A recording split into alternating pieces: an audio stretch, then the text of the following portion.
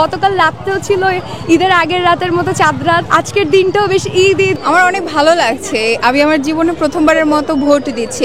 একটা উৎসবমুখর পরিবেশ আশা করেছিলাম, যতটুকু আসলে আশা করেছিলাম সেই আশাটাকেও পার হয়ে গিয়েছে। মানে এত বেশি উপস্থিতি এবং এত উৎসবমুখর পরিস্থিতি, মানে একটা যে ভীতিকর পরিস্থিতি হবে আমরা ভাবছিলাম, ওই জিনিসটা আসলে কিছুই দেখতে পাচ্ছি না। নির্বাচন যদি এভাবেই চলতে থাকে আসলে একটা সুষ্ঠু শিক্ষার্থীদের অংশগ্রহণমূলক একটা ডাকসু নির্বাচন আমরা পেতে যাচ্ছি বলে আশা করি। আমাদের তো হচ্ছে যে আচরণবিধি সেটা অনুযায়ী নির্বাচনের দিন হচ্ছে বুথ থেকে 100 মিটার দূর পর্যন্ত প্রচারণা করা যাবে। সেই জায়গা থেকে প্রত্যেক প্রার্থীরা, যেহেতু অন্যান্য দিন আসলে এত ভোটারদেরকে একসাথে পাওয়া যায় না, সেই জায়গায় ভোটিং লাইনগুলো তো আমরা দেখতে পাচ্ছি যে অন্যান্য দিনের মতো সবাই মিলে এসে পোস্টার লিফলেট দিচ্ছে। শিক্ষার্থীরা আসলে উৎসবমুখর পরিস্থিতি আছে, যে সারা বছর তো আসলে রাজনৈতিক যারা লোকজন তারা স্টুডেন্টদের কাছে এইভাবে এসে নিজের একটা অ্যাকসেপ্টেন্স তৈরি করার জন্য কাজ করে না, যেটাই ডাকসুর কারণে এসে তাকে বারবার কনভিন্স করতে হচ্ছে যে কেন আমি যোগ্য, কেন আমি আপনার প্রতিনিধি।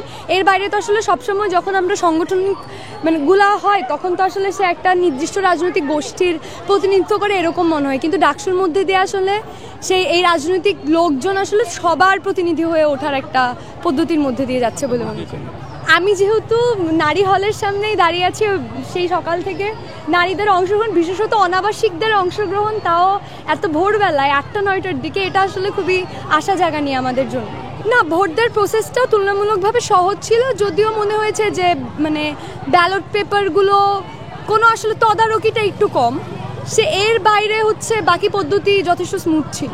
ছেলেদের হলগুলোতে আসলে ভোটার মানে কি পরিমাণে আসছে সেটা তো জানি না, কিন্তু নারী হলগুলোতে একটা উল্লেখযোগ্য সংখ্যক অনাবাসিক শিক্ষার্থীরা, ইভেন আবাসিক শিক্ষার্থীরা, আমি সেই মানে হলে উঠে আমি যখন রেডি হচ্ছি সকাল 7টা থেকে দেখতেছি হলে একটা শোরগোল শুরু হয়ে গেছে। গতকাল রাতটাও ছিল ঈদের আগের রাতের মতো চাঁদ রাত, আজকের দিনটাও বেশ ঈদ।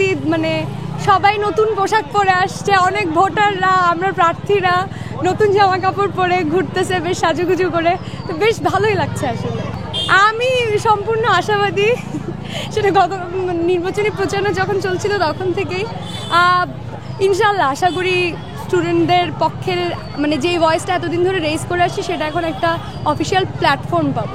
আমি ভোট দিতে এসেছি, আমার অনেক ভালো লাগছে, আমি আমার জীবনে প্রথমবারের মতো ভোট দিচ্ছি। এর আগে যে সংসদ নির্বাচন হয়েছে আমি সেখানে ভোট দিতে যাই নাই, এটা আমার জীবনের প্রথম নির্বাচন। অভিজ্ঞতাটা কেমন দেখছেন? আমার অনেক ভালো লাগছে, যদিও রোদ উঠেছে, গরম লাগবে, এটাই এখন স্বাভাবিক।